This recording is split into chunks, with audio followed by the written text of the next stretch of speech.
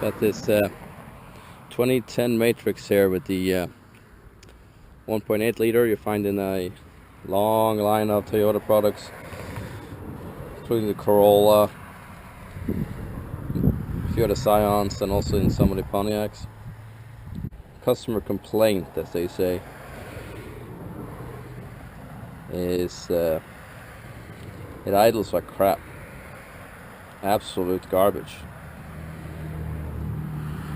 Spent a long time figuring this one out.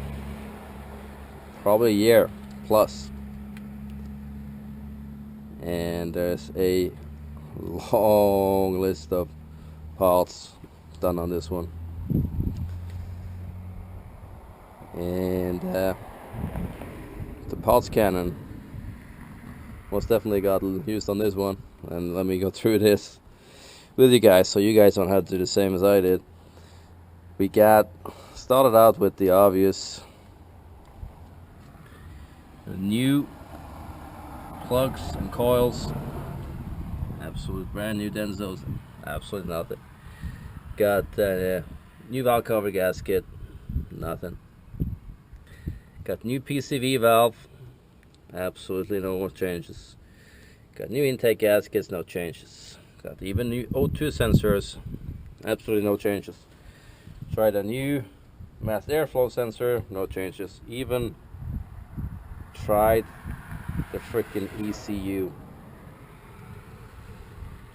to no changes. So changed the alternator a couple of years ago because the bearing went out in it, which leads to the next thing down here, the AC compressor.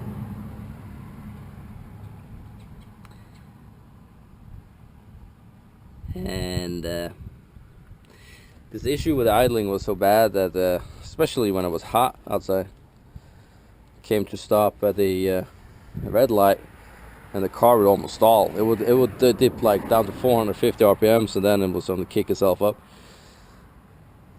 It had every sign of misfiring, low compression, whatever. I thought the engine was bad at the end, but it had no codes. Absolutely no codes. Let me show you what eventually came out of this. So this shocked me. And new AC compressor. This is the original AC compressor. Then so brand new unit in the car now, idles perfectly. Let me show you guys. The reason that I mentioned the alternator is that the alternator was replaced due to the bearings being bad. Nothing wrong with the alternator itself, but it made a lot of noise. These AC compressors are the newer kind that they're always on. The old style had a clutch on this, which you can air like a typical, like an engagement of the AC compressor. Can't do that here. They changed this design due to supposedly better fuel economy. So it's always on, and this solenoid here adjusts how much. Like if you have higher AC load, opens the solenoid, and then if you have lower, it closes the solenoid. But the AC compressor will continuously run. Look at this down here. I don't know if you guys can see that, but inside here there's a damper, a rubber damper, and this is a used compressor, but it's a known good one. And you see when I twist this, you can see the damper still in there intact. Everything is good.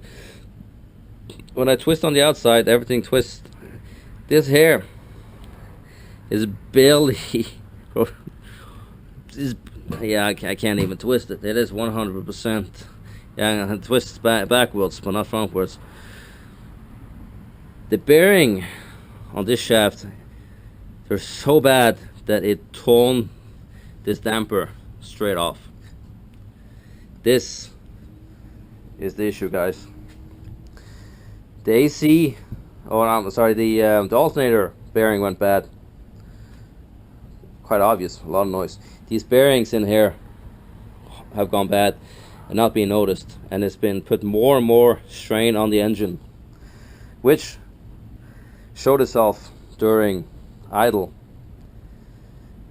And also I would claim that it's getting better fuel economy now, because the accessory valve comes down from the engine. The engine is sitting here and drives this AC compressor, and it always has to struggle with this bad bearings, and eventually it tore the damper straight off. So now you see how this is perfectly both ways, and then they're connected to each other, interconnected down there. This here is running completely freely. It's idling great when it broke though. But your AC obviously not gonna work. So I'm telling you guys this, don't do what I did. Keep on throwing paws at it. It's your AC compressor. Car has about 130,000 miles on it. It's been probably doing this the last 20,000 miles.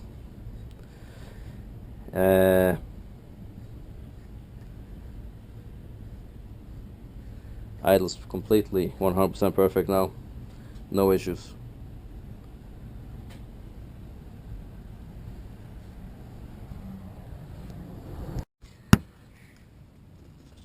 Brand new Denso unit installed. Idles just like brand new. The problem with this here is that you can't really disconnect this and try it, because with the AC being always on with the adjustment on the back there, it's hard to. The only thing you can do here, what I would do if I were you guys, take the belt off. You just loosen this here. Loosen the alternator bolt there and here, and then loosen the screw. Take the belt off. Then on the car, try to twist this. It should twist very easily. This here, if it wasn't broken, you see, it's almost, yeah, it's 100%, almost 100% locked here. This one works, but yours probably isn't broken yet. But you should twist all the way, you see, freely like this. So don't do what I did, throwing pots at this. You diagnose it and get a new AC compressor.